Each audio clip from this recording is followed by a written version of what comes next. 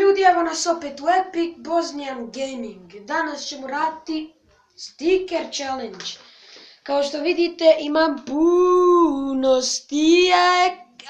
stikera na ruci i puno boli kad pomjerim ruku. Znate već. E sad, šta je to sticker challenge? Pa, pokušat ću sve ove stikere počupat sa ruke ispod 30 sekundi. Ok, 3, ali ide se jedna po jedna, naravno. 3, 4, sad. Fuck! Jauč! Jauč! Jauč!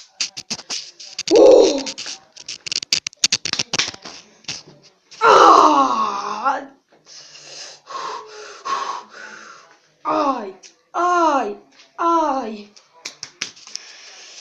aj, aj, aj, aj, izgubit ću, neću uspjeti.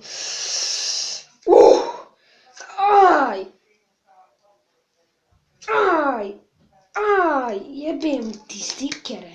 Tamja. Aj, aj, aj, jebem ti, aj, aj, aj, aj, aj, aj. I nisam uspio. Ne veze, iskupiš. Aj, isčupat ću ih sve.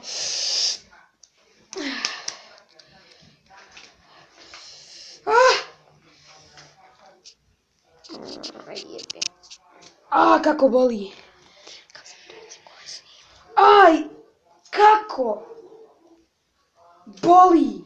Aj, aj, aj, aj, aj.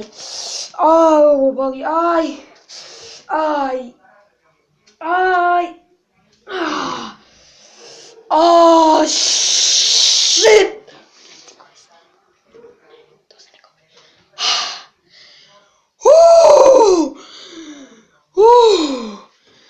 Dobro ljudi, to je bilo to što se tiče ove epizode. Vidimo se u sljedećoj. Ćao! Ćao!